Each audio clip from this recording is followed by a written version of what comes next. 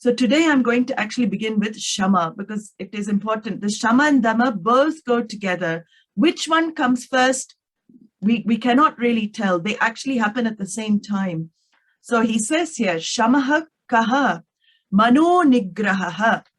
So it's very important value actually. It takes time to assimilate, takes time also to practice. It is a practicable value. Practicable in your life as well. Bringing it in day-to-day life is where your training is going to happen. This is the mastery over unhealthy patterns of thinking in your mind. This is the qualification where we grow from reaction to action in our life. So Shamaha is actually processing our reactions in life. First of all, it is also understanding what is behind the reaction in life, and also after the reaction, if the reaction takes place, to process that reaction. So it is moving from mechanical thinking, impulsive thinking, mechanical action, impulsive action in life to deliberate thought, deliberate action. Shamaha actually means tranquility or peace of mind. A person with Shamaha will have a mind which is free from stress and strain. So it is the best value to practice for stress management. How do we begin with this value then? We learn not to internalize everything. We internalize so many things in our life. It is very subjective, our life. Even if suppose somebody doesn't call for some time. What is the feeling? What have I done? Immediately, the subjectivity will come. What have I done? What have I done? Why is that person not calling me? Why is there so much gap? Have I done something to upset them, hurt them? That is again subjectively taking the situation, that is internalizing the situation. Why cannot the mind not see that that person may have other things in their mind? They may have other problems they have to deal with. People are busy with so many things in their lives. They don't have time to think just of you. But that is what our mind says, that everybody's mind is focused on me. So if people's behavior is in some other way, which doesn't match what I expect, again, I think I have done something wrong. It comes down to me. And that is called Śama. That is called subjectivity. Too much subjectivity will always result in emotional pain. That's a mantra. If you're too subjective and you cannot see the whole picture, the consequence will be emotional pain. So the solution is very, very simple. You have to learn to see situations from thousands of angles. There could be so many different reasons why people don't get in touch. So many different reasons.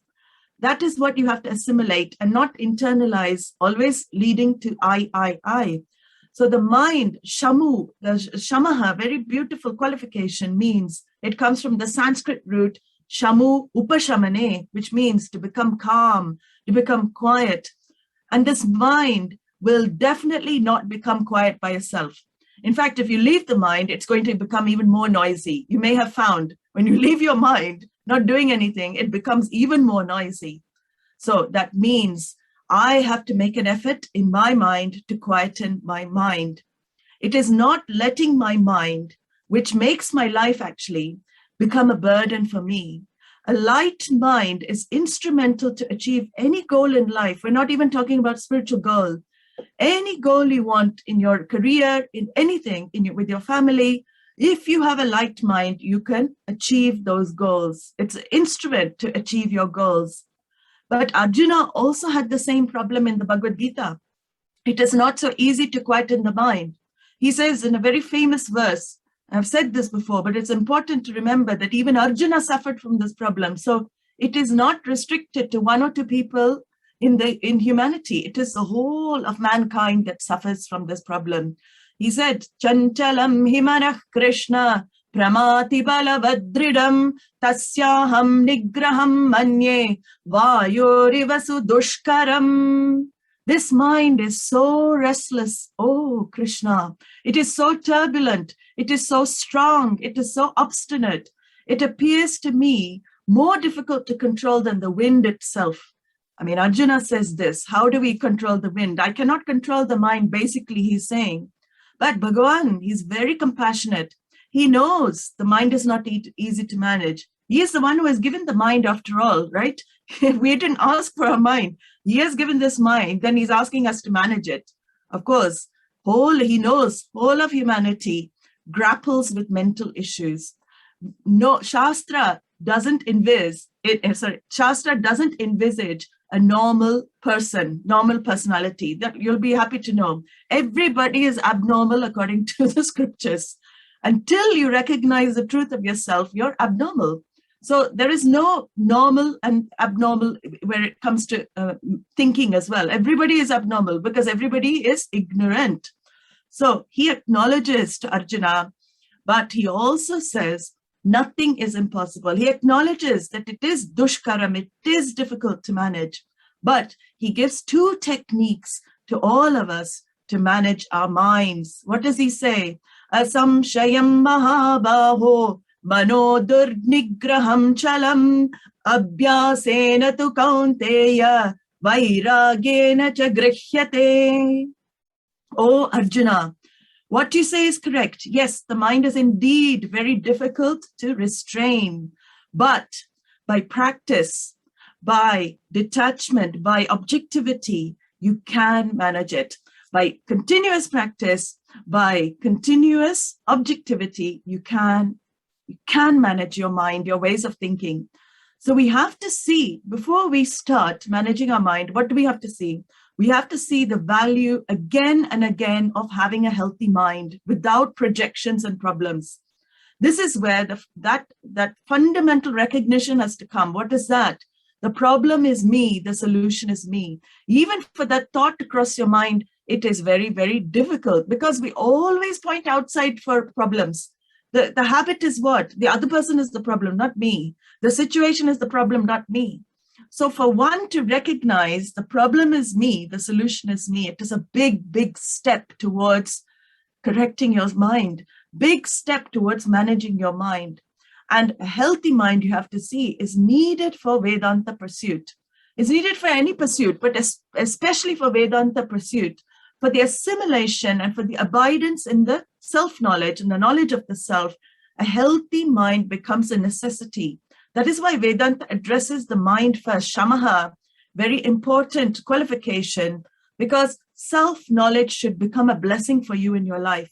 However many times you hear Tattvamasi, Aham Brahmasmi, and we talk about consciousness, all of that, if it doesn't bless you by becoming a reality in your life, then you have to deal with certain issues of the mind as well. Mere academic knowledge of the Shastra will not help you in your life. It has to translate into actions. You have to bring it into everything that you do, everything you say, everything you think. And it becomes a natural consequence of seeing the value again and again. Because the knowledge is here so that it occurs to you at your time of need. For example, you know what dharma and adharma is. Suppose we all know what dharma is, the right thing. We all know what is not the right thing to do. But if the desires become so strong, that knowledge does not bless me. The knowledge of right and wrong doesn't bless me because my desire outweighs that knowledge. For instance, I know it is wrong to take money from my friend deceitfully or duplicitously. I know it is wrong to be deceitful towards my friend. But my need, my desire for the house I want to build is so much stronger than my intellect, my conscience is ignored. So again, we have to see the value of what is the problem? What is the problem? If you say, I got the house anyway, I duped my friend getting that money from him to get my house built. What is the problem? I got my desire fulfilled.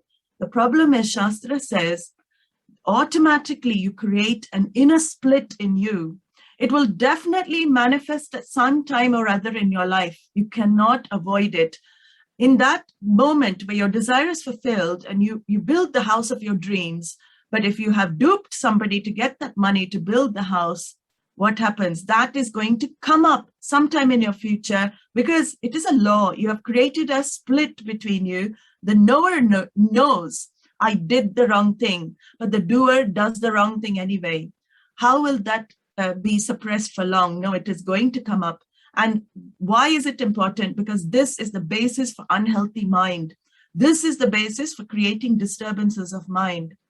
Arjuna also asks, what is an unhealthy mind? He asks Bhagavan. And he says, why a person is pushed, if you remember, to commit wrong action, even unwillingly. Atakena prayuktoyam papam charati purushaha anichanapi varshneya baladiva niyojitaha. Why unwillingly even a person is pushed to commit a wrong action by some force. Duryodhana, we saw in the Mahabharata also, he recognized his problem.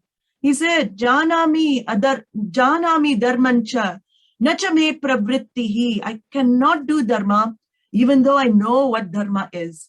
Janami adharmancha, nacha me nivrittihi. I know what is wrong, but I cannot prevent myself from doing it.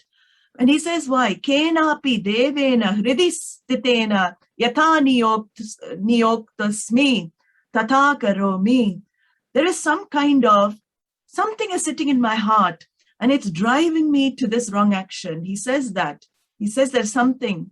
So what is that thing? We know it is kama and krodha. Bhagavan says very clearly in the Bhagavad Gita, helplessness in action comes when we are given to certain emotions in the mind. A heavy mind prevents somebody from constructive activity in life. And it also, it contributes towards destructive activity, actually. So acting out of negative emotions like anger, hatred, greed, jealousy are all expressions. We have to understand they're expressions of underlying pain in me. If I act out of negative emotions, it will be a reaction. It will not be proper action. Because what happens when I act out of emotion, my free will is inoperative in reactions. There is no deliberation in reaction. There is only impulse and mechanicality in reaction. And why is this important to understand? Because it is dangerous. This is dangerous in our life. We know that. It can ruin our lives. It can ruin relationships, spoil relationships. It can lose jobs. It can destroy everything, actually, if we live our lives in a reactive way all the time. So shamaha is becoming deliberate in my thoughts. Shamaha, as soon as I'm deliberate in my thoughts, then I will become deliberate in my actions as well. So shamaha means to manage the impulses stemming from our two enemies. This is why we're propelled to action. Why Duryodhana had, compromised dharma. What are the two enemies? We know this. In fact, we say, I keep saying there are two friends because they follow us everywhere. But Bhagavan says enemies, raga and dvesha. These are the main disturbances of the mind. The binding likes in the mind, binding dislikes in the mind, they are the disturbances of the mind. But again, we should not lose hope. Bhagavan says this raga dvesha can be managed. Tayor navashamagachet tauhyasya paripantino. He says, don't come under their sway. Recognize that in every object, there's a potential to invoke binding like or dislike in you. Any object, person, or situation can become an object of love for you or an object of aversion. But this is where we get the trap. Anything that becomes object of love or aversion, we're headed for trouble already. So shamaha is a practice of not letting objects, people, and situations take me for a ride in life. We should not allow anything to take me for a ride in life. Understand the problem of how the mind gets bound. Then you will discover the situation. There are three problems, actually, three main obstacles on the spiritual path, especially, which are wrong ways of thinking, erroneous notions. This is where we practice shamaha also in our spiritual path as well. These are three diseases that afflict the mind and they hinder our spiritual development. The first is mala. Mala means mental impurities. So raga dvesha is included here. This is mainly due to raga dvesha, these mental impurities. It is the accumulated dirt of this life and of previous lives. We keep accumulating some dirt, like wrong imprint of wrong thinking carried in our memory. It is already there, sitting there, and this memory is carried life after life. This is what we call vasanas. These vasanas, that they follow us life after life, which is imprint of wrong thinking, and we perpetuate that wrong thinking life after life, and unfortunately that wrong thinking becomes our reality. So I suffer with my own mind. I don't suffer with what is really happening in life. It is my own mind, my wrong thinking that makes me suffer. So this is, these impurities are as we know, the shadaris, the six enemies of man: kama, krodha, lobha, moha, mada, matsarya, which are, the desire, intense desire, anger, greed, moha, illusion, mada, pride, matsarya, jealousy. These are all mental impurities. And Shastra very clearly says, how do you remove these? This is where Karma Yoga comes into the picture. Karma Yoga is the lifestyle to remove mental impurities. So this is mala removal is on the level of action. Mala removal, you have to act out in your life. And also helping along with your activities in life is satsangam, very important. If you have a support system of people who think the same way, very good thinking people, mantra and prayer, Ishvara's grace, of course, these invoke Ishvara's grace, they will help you manage the impurities of the mind. But removing this mala in your mind requires constant, continuous, alert living, persistent practice, like Bhagavan says, abhyasa. Everything is practice. Even if you remember as a child, when you learn to ride a bike, it is not immediate. Very few people can immediately ride the bike. It is a process. You practice everything. Learning to drive, practice. Practice makes perfect. So in the same way, with these qualifications, practice is the key. Bhagavan says very clearly, it is practice. For raw gold to be converted into pure gold, it has to be melted on fire repeatedly to remove the impurities. So you are actually putting yourself through test of fire. You are the raw gold. There is gold there. You are putting yourself in that fire daily. It has to be melted on fire repeatedly. So that practice, which is very, very painful sometimes, because it is much easier to live normally like everybody else without change. It is very easy. That's how most people live. The 99% of the Jagat live in that way. Very mechanically, automatically. They just live their lives very simply. Here, Vedanta is asking you to think about your life, think about your thoughts, think about your actions, because for real success in your life, this mala has to go, and it can only be eliminated by practice over a period of time. Sometimes that practice could be lifelong, but you have to be prepared for it, because even if it's lifelong, next janma you will get the chance to finish it off.